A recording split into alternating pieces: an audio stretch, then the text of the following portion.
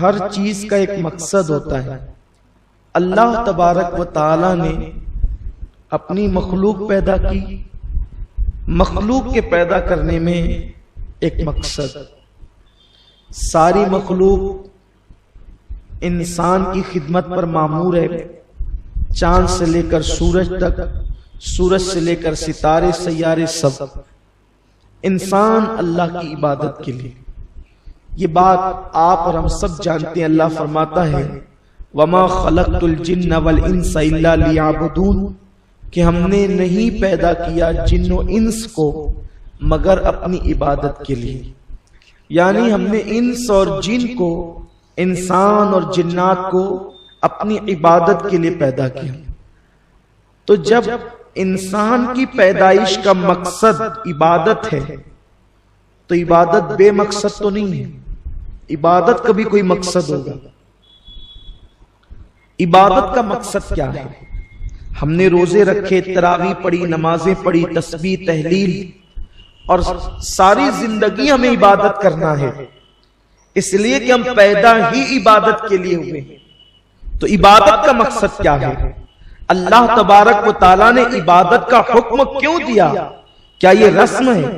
اللہ تبارک و تعالیٰ نے عبادت کا حکم کیوں دیا؟ یوں ہی دے دیا؟ نہیں، جب اللہ نے انسان کو ساری مخلوقات کا مخدوم بنایا، اس مخدوم کائنات کو اللہ نے عبادت کے لیے پیدا کیا، تو عبادت کا مقصد کتنا اہم ہوگا، عبادت کا مقصد کتنا قیمتی ہوگا، عبادت کا مقصد کتنا جو ہے وہ اہم ہوگا۔ اللہ اکبر! انسان عبادت کے مقصد کو فراموش کر چکا ہے اور مقصد کو بھول چکا ہے۔ میرے پیارے آقا صلی اللہ علیہ وسلم کے پیارے دیوانوں، ایک انسان کاروبار کرتا ہے، اس کے پیچھے مقصد ہے۔ ایک انسان سفر کرتا ہے، اس کے پیچھے مقصد ہے۔ ایک انسان کہیں آتا جاتا ہے، اس کے پیچھے مقصد ہے۔ انسان کسی کو دوست بناتا ہے، اس کے پیچھے مقصد ہے۔ تو پھر جب انسان کوئی کام بے مقصد نہیں کرتا، اور جو لوگ کام بے مقصد کیا کرتے ہیں وہ کامیاب زندگی نہیں گزارا کرتے، بے مقصد کام کرنے والے ناکام رہا کرتے ہیں۔ تو جب ہر کام کا ایک مقصد ہے، تو جس عبادت کے لیے اللہ نے انسان کو وجود عطا فرمایا، اس عبادت کا مقصد کیا ہے؟ تو آپ دیکھ لیں، جتنی عبادتوں کو اللہ نے بیان فرمایا، سب کے مقصد کو اللہ نے بیان کیا۔ آپ دیکھیں، نماز کا، روزے کا مقصد لعلکم تتقون، تاکہ تمہارے اندر پرہیزگاری پیدا ہو۔ نماز کیوں؟ تاکہ تمہارے اندر تقوی پیدا ہو۔ حج کیوں؟ تاکہ تم متقی بن جاؤ۔ زکوٰۃ کیوں؟ تاکہ تمہارے اندر خشیت ربانی پیدا ہو، مال کی محبت دل سے نکلے اور اللہ کی محبت دل میں بس جائے۔ کل ملا کر ساری عبادتوں کا مقصد ہے پرہیزگاری اور اللہ کا خوف اور خشیت ربانی۔ اسی لیے اللہ کے حبیب صلی اللہ علیہ وسلم سے پوچھا گیا احسان کیا ہے؟ آقا کریم صلی اللہ علیہ وسلم نے فرمایا ان تعبد اللہ کأنک ترا فإن لم تکن ترا فإنہ یراک۔ ان تعبد اللہ، کچھ لوگ صرف یہی سمجھتے ہیں، بلکہ کچھ اس کا ترجمہ یوں کر دیتے ہیں کہ جب تو نماز پڑھے تو اس شان سے کہ گویا تو خدا کو دیکھ رہا ہے۔ حالانکہ میں ایک طالب علم ہوں، لیکن یہاں صرف نماز کا ترجمہ کرنا مناسب نہیں سمجھتا، کیونکہ سید الفصحاء مصطفیٰ کریم صلی اللہ علیہ وسلم فرماتے ہیں انت عبد اللہ، جب تو عبادت کر۔ اب عبادت کوئی ہو، نماز، روزہ، حج، زکوٰۃ، صدقہ، خیرات، کچھ حتیٰ کے رستے سے تکلیف دینے والا یا پھر کسی کو دیکھ کر مسکرا، جن چیزوں کا شمار عبادت میں ہے، جب تو عبادت کر اس شان سے گویا تو خدا کو دیکھ رہا ہے۔ اب صرف 5 وقت نماز ہی جو ہے ان تعبد اللہ کے جلوے نہیں دکھا رہی ہے، بلکہ تمہارے 24 گھنٹے اس تصور میں گزرنا چاہیے، کیونکہ مومن جو ہو تو مومن کا کھانا بھی عبادت ہے، مومن کا بیٹھنا بھی عبادت ہے، مومن کا لیٹنا بھی عبادت ہے، مومن کا سونا بھی عبادت ہے، مومن کی تجارت بھی عبادت ہے، مومن کی عیادت بھی عبادت ہے۔ ہر لمحہ سنت مصطفیٰ کے سانچے میں ڈھل جائے تو سبھی عبادت ہے۔ تو 24 گھنٹے مومن تیری کیفیت یہ ہو کہ گویا تو خدا کو دیکھ رہا ہے، اور اگر یہ کیفیت تیری نہ بن پائے کہ تو خدا کو دیکھ رہا ہے تو یہ کیفیت تو تیری ہونی چاہیے کہ خدا تجھے دیکھ رہا، اللہ تجھے دیکھ رہا ہے۔ اب مومن کی عبادت کا مقصد یہ ہے کہ اس منزل پر پہنچایا جائے کہ اللہ تجھے دیکھ رہا، اور اللہ تو تجھے دیکھ ہی رہا، خدا تو تجھے دیکھ ہی رہا ہے۔ جن لوگوں کی عبادت کا مقصد یہ نہیں کہ خدا دیکھ رہا ہے، ان کی وہ عبادت نہیں ہے، وہ تجارت ہے۔ وہ عبادت نہیں ہے، وہ تجارت۔ عبادت کرنے والوں کے چہرے پکارتے ہیں کہ یہ عابدین ہیں، یہ عبادت گزار لوگ ہیں۔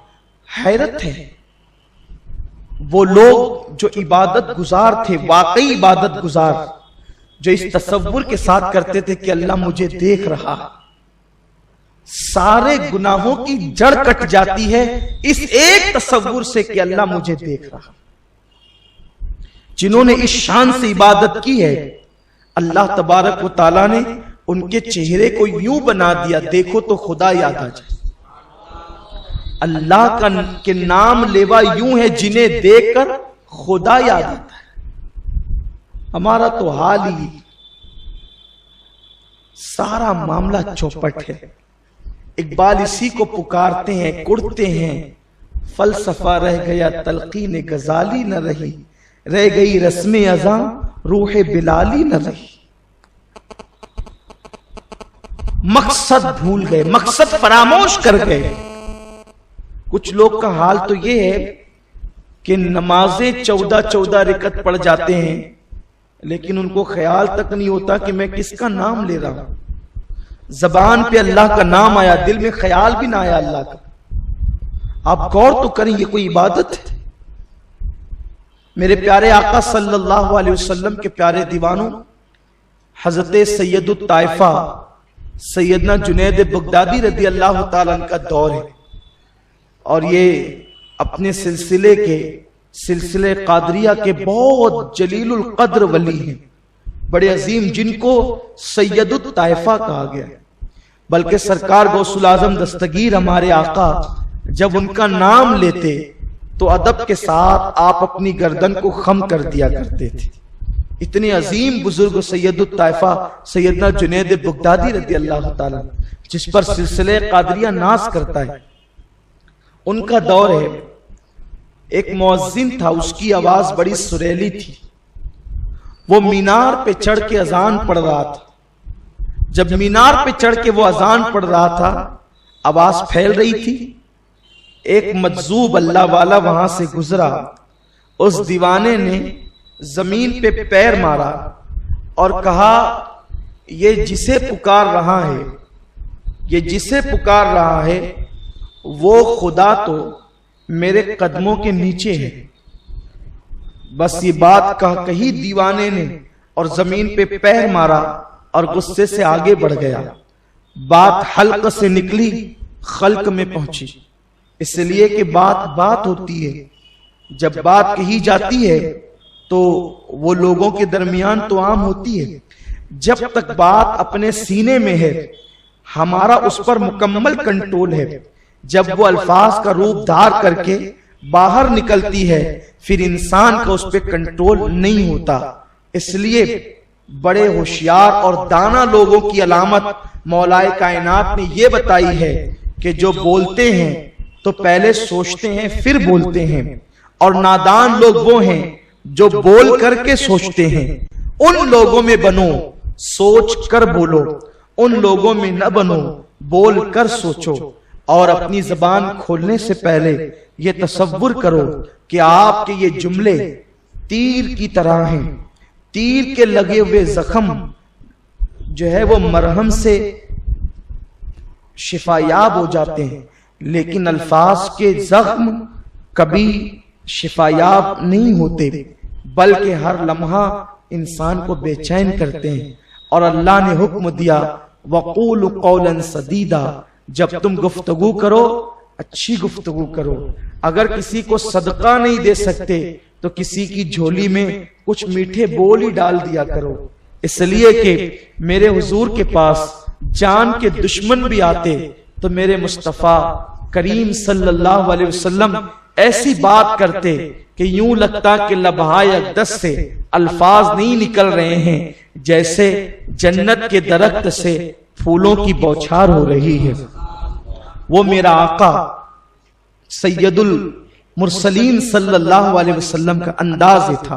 کہنے والے نے کہہ تو دیا کہ جس کو یہ پکار رہا ہے وہ خدا میرے پیروں کے نیچے۔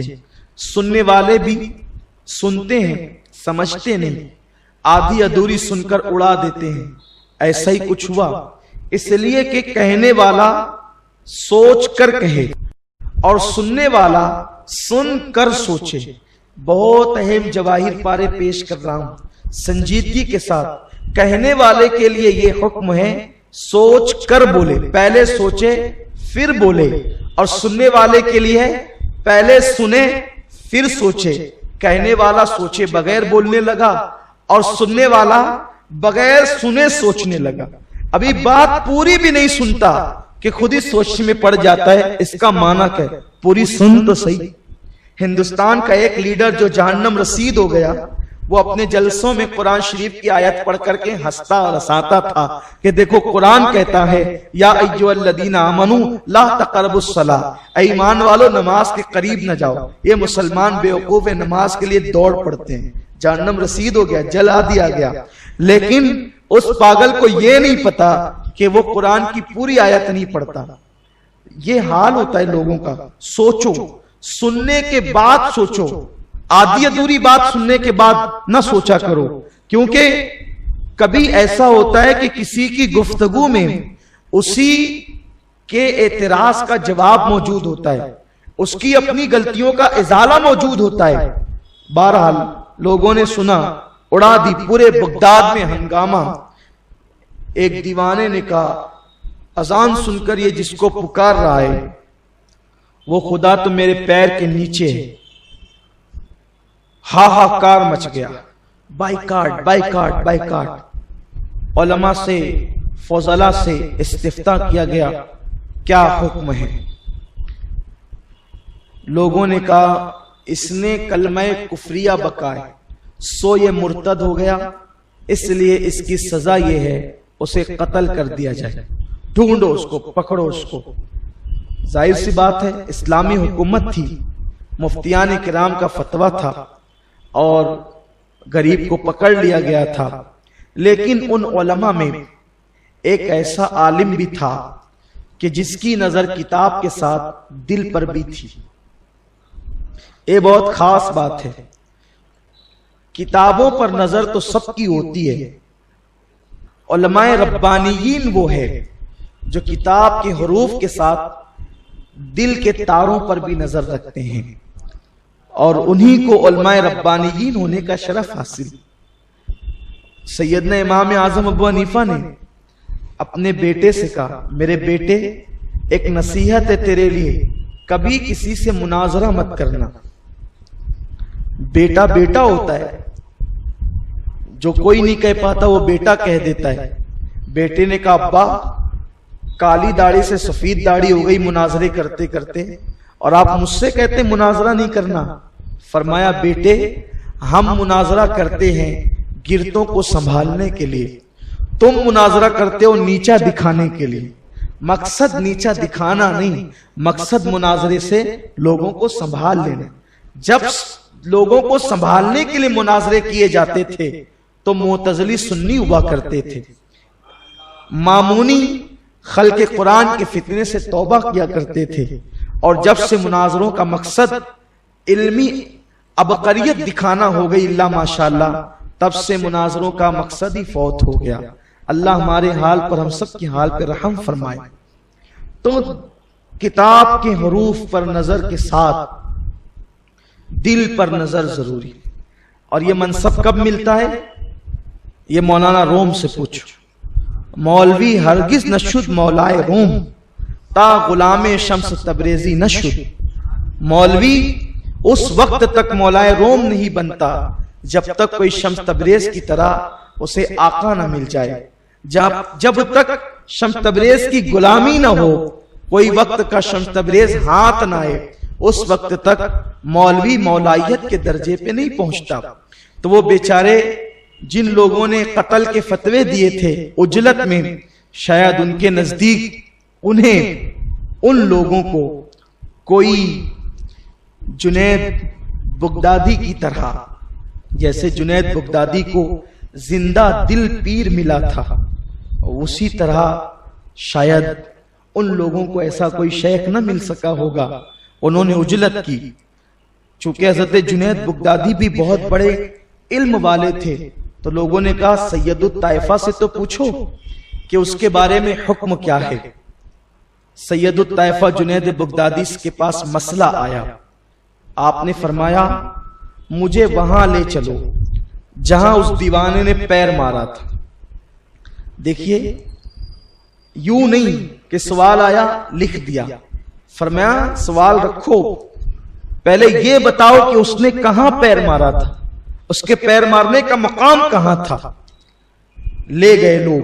آپ نے فرمایا اس کو کھودو. جب کھودا تو وہاں پیسے اور جواہرات نکلے. آپ نے فرمایا مؤذن کو بلاؤ. مؤذن بلایا گیا.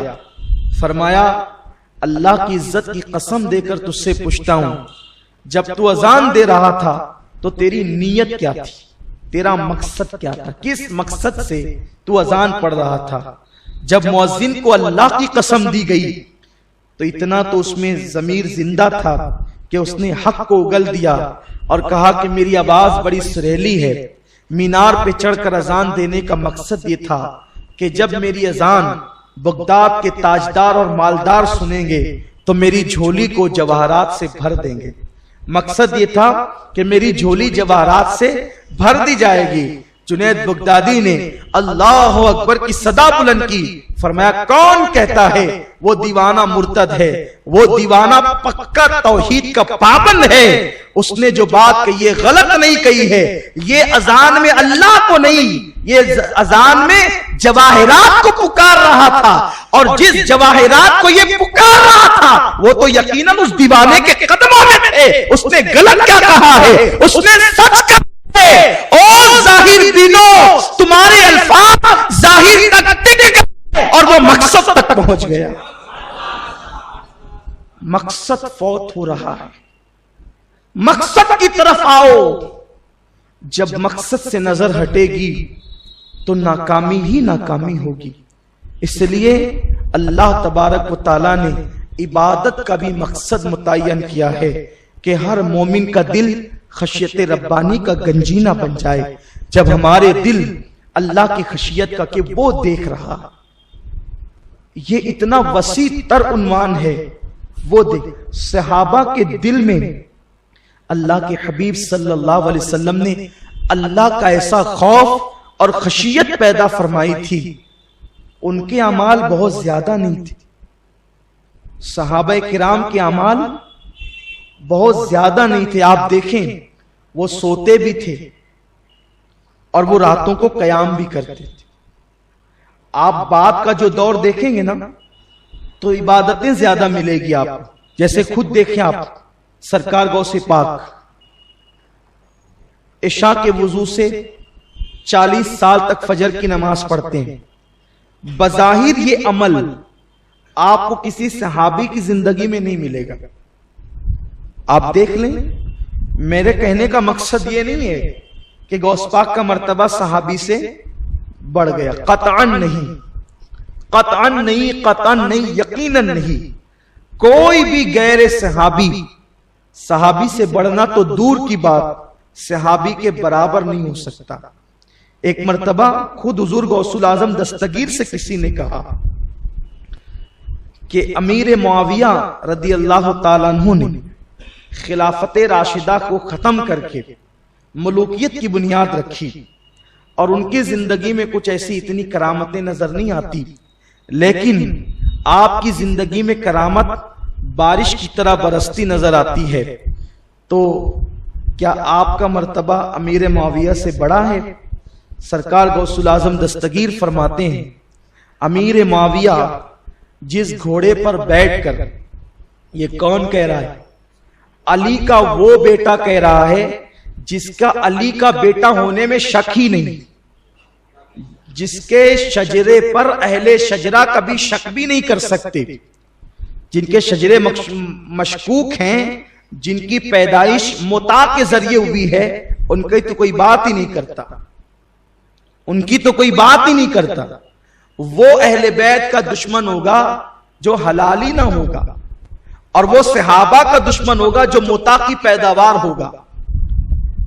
تو علی مرتضیٰ کا بیٹا، جس کے علی کے بیٹے ہونے میں شک نہیں، وہ کہتے ہیں کہ جس گھوڑے پر بیٹھ کر امیر معاویہ جہاد میں جاتے تھے، میں اس گھوڑے کے ٹاپ سے لگنے والی دھول کے برابر بھی نہیں ہوں۔ یہ غوث الاعظم دستگیر، اور دلیل دیتے ہیں کیا تم نے قرآن نہیں پڑھا؟ اللہ تبارک و تعالی صحابہ کرام کے گھوڑوں کی ٹاپوں کی لگی ہوئی دھول کی قسم قرآن میں یاد فرماتا ہے، محبوب جو تیرے ساتھ جہاد کے لیے نکلے ہیں، ان گھوڑوں سے لگنے والی دھول کی قسم، ان گھوڑوں کی ٹاپ سے لگنے والی دھول کی قسم۔ آپ غور فرمائیں، یہ صحابہ کا مقام ہے، لیکن آپ دیکھیں وہ رات کو سوتے بھی ہیں، رات میں قیام بھی کرتے ہیں، وہ دن میں تجارت بھی کرتے ہیں، دن میں نمازیں بھی پڑھتے ہیں، وہ تلاوت بھی کرتے ہیں، بچوں کے ساتھ بھی رہتے ہیں۔ اسی کے برعکس دیکھیں، بہت سارے امت محمدیہ میں اولیاء ایسے ہوئے جنہوں نے شادیاں ہی نہیں کی۔ شادی کریں گے تو بیوی ہوگی، اس کے لیے ٹائم دینا پڑے گا، بیوی ہوگی تو بچے ہوں گے، ان کے لیے وقت نکالنا پڑے گا۔ آپ دیکھیں حضور سیدی سرکار مخدوم اشرف جہانگیر سمنانی رضی اللہ تعالیٰ عنہ شب قدر کے دن، شب قدر کی میں جو ہے وہ اپنی کمر کو کس کے باندھ رہے تھے، تو پیر و مرشد نے پوچھا اشرف شہزادے کمر کس رہے ہو؟ کہا ہاں مضبوط باندھ رہے ہیں تاکہ عبادت کریں، کہا اتنی مضبوط باندھ کے کبھی نہ کھلے، اشارہ تھا کہ ساری زندگی شادی نہ کرنا۔ آپ غور فرمائیں، یعنی کہ اللہ کی عبادت میں پھر اسی طرح میرے آقا میرے مولا سیدی سرکار مخدوم العالمین سیدنا مخدوم علی احمد صابر کلیری کو دیکھیں، جو سرکار غوث الاعظم دستگیر کے مایا ناز شہزادے ہیں۔ بلکہ ہند میں جب احساس ہوتا ہے کہ غوث پاک کا مزار پر انور کیوں نہیں ہے، تو دل بے ساختہ کہتا ہے یہ کیوں سوچتے ہو کہ غوث پاک کا مزار پر انور نہیں؟ کیا تو نے کلیر میں عبد القادر کے بیٹے کو لے کر نہیں دیکھا؟ وہ عبد القادر کا بیٹا عبد القادر موجود ہے، بغداد کا فیض چاہیے تو کلیر جا کر کے لے لیا کرو۔ دلہن حجرے میں لا کر کے پہنچائی گئی، نظر اٹھا کر کے دیکھا تو دلہن سے روح نکل گئی۔ کیوں؟ صرف یہ تصور تھا کہ وقت کہاں دیں گے اور کس طرح دیں گے۔ گاروں میں 40 سال تک کے بیٹھے اللہ کے لیے۔ صحابہ نے یہ نہیں کیا۔ بظاہر ان کے اعمال مختصر تھے، بظاہر کہہ رہا ہوں، ورنہ خدا اور اللہ کے یہاں کوانٹیٹی کی اہمیت نہیں ہے، کوالٹی کی اہمیت۔ یہ بہت خاص بات جس کو مسلمان بھول چکے ہیں۔ یہ تسبیح چل رہی ہے، تسبیح پہ تسبیح، کتنے درود پڑھتے ہو؟ 1000 مرتبہ، اور اس درود میں حضور کا تصور کتنی مرتبہ ہے؟ 1 مرتبہ بھی نہیں۔ یہ بات بغیر کسی خوف کے کہہ دینا چاہتا ہوں، 1000 مرتبہ بغیر تصور رسول ادھر ادھر بات کر کے، تجارت اور یہ کر کے اور ادھر ادھر دھیان لگا کے 1000 بار پڑھنے والوں صرف 100 مرتبہ تصور میں پڑھ، وہ 1000 سے بہتر ہے۔ 100 مرتبہ غفلت میں پڑھنے والے 1 مرتبہ ان کے عشق میں ڈوب کے پڑھ۔ آقا خود فرماتے جو روا روی میں درود پڑھتے ہیں انہیں فرشتے لاتے ہیں، اور جو عشق میں ڈوب کر پڑھتے ہیں وہ میں خود سنتا ہوں۔ تو مقصد فوت ہو رہا ہے، تو اللہ کے یہاں جو ہے وہ کوانٹیٹی کی اہمیت ہے۔ اور اللہ کی یہاں کوالٹی کی اہمیت ہے، کوانٹیٹی کی نہیں۔ تو صحابہ کرام کے اعمال بظاہر بڑے مختصر تھے، لیکن اس کے اندر مقصد عبادت موجود تھا، عبادت کا مقصد موجود تھا۔ اسی لیے آقا نے فرمایا، بخاری شریف کی حدیث ہے کہ میرا صحابی مٹھی بھر جو خیرات کرے، تو صحابی کے مٹھی بھر جو خیرات کرنا غیر صحابی کا احد پہاڑ کے برابر سونا خیرات کرنے سے بہتر ہے۔ آپ مجھے بتائیں آخر اس مٹھی بھر جو میں کیا سرخاب کے پر لگے تھے؟ وہ مٹھی بھر جو کیا عرش پہ اگتے تھے؟ وہ مٹھی بھر جو کیا آسمان سے برستے تھے؟ وہ بھی تو کھیتی ہی کے جو تھے، وہ بھی تو زمین ہی سے نکلتے تھے، اس کو بونے والا بھی تو کوئی کسان ہی تھا، اس میں بھی تو کھاد ہی پڑتی تھی، وہ بھی تو پانی سے ہی نشو پاتے تھے۔ پھر ان جو میں کمال کیا تھا؟ کمال جو کا نہیں تھا، کمال ان دینے والی مٹھیوں کا تھا، اور جن مٹھیوں میں جو تھے کمال ان مٹھی والے دلوں کا تھا کہ عبادت کے مقصد میں نظر تھی۔ تو وہ مٹھی میں جو احد پہاڑ جو سونا خیرات کیا جا رہا ہے اس پر بھاری بھرکم ثابت ہوتے تھے۔ مقصد عبادت کی طرف توجہ ہو، مسلمان عبادت کے مقصد کو فوت کر چکا ہے، اس لیے فیضان عبادت سے مالا مال نہیں۔ لوگ اشراق پڑھنے والے آج ہیں، چاشت پڑھنے والے ہیں، تہجد پڑھنے والے ہیں، لیکن دیکھ لیجئے، میں نیتوں پہ شک نہیں کرتا، کیفیت یہ ہے ایک دن تہجد پڑھیں گے تو پورا دن تہجد کی تشہیر کریں۔ حافظ صاحب شعر پڑھ رہے تھے، نفس بدکار نے دل پر یہ قیامت توڑی، عمل نیک کیا بھی تو چھپانے نہ دی۔ مسلمانوں مقصد عبادت کی طرف آؤ، اور اللہ کی عبادت کا مقصد ہے اس کو راضی کرنا اور اس کا خوف اپنے دل میں پیدا کرنا، اور خوف اس طرح کہ وہ ہمیں دیکھ رہا ہے۔ جس دن یہ تصور قوم مسلم کے دل میں پیدا ہو جائے وہ ہمیں دیکھ رہا ہے، پھر صرف مسجد میں گناہ سے محفوظ نہ رہیں گے، گھر میں بھی گناہ سے محفوظ رہیں گے، بازار میں بھی گناہ سے محفوظ رہیں گے، تجارت کی منڈی میں بھی گناہ سے محفوظ رہیں گے، حتیٰ کہ اپنے بستر پہ لیٹیں گے تو تصورات اور خیالات کو بھی درست رکھنے کی کوشش کریں گے، اس لیے کہ اللہ دیکھ رہا ہے۔ جس کے پاس یہ تصور نہیں اس کی عبادت تجارت ہے، اس کی عبادت رائگاہ ہے۔ قرآن کہتا ہے عاملۃ ناصبۃ تصلی نارا حامیہ، عبادت کر کے آئیں گے، محنت کر کے آئیں گے، پھر بھی انہیں جہنم کے اندر دھکیل دیا جائے گا۔ اللہ اکبر! کتنے ایسے نمازی ہیں جو اذان کے بعد دوڑ کر مسجد میں آتے ہیں، لیکن ان بیچاروں کو پتہ ہی نہیں اللہ ہے کون، اس کی شان کیا ہے، اور اللہ کی عبادت کی شان سے کرنی چاہیے۔ عبادت تو ہے، مقصد عبادت نہیں، عبادت تو ہے، روح عبادت نہیں۔ سنی دعوت اسلامی کا مقصد یہ ہے کہ ہمیں مقصد کی طرف لے جائے۔ ہم اپنے مقصد کو جو بھول چکے ہیں، سنی دعوت اسلامی واپس اسی کی طرف آپ کو لانا چاہتی ہے۔ آئیے عبادت کے مقصد کی طرف۔ اللہ مجھے آپ سب کو مقصد عبادت پر آنے کی توفیق عطا فرمائے، اور دوران گفتگو اگر کوئی غلطی ہو گئی ہو اللہ تعالیٰ اپنے پیارے حبیب مصطفیٰ کریم صلی اللہ علیہ وسلم کے صدقہ و طفیل معاف فرمائیں۔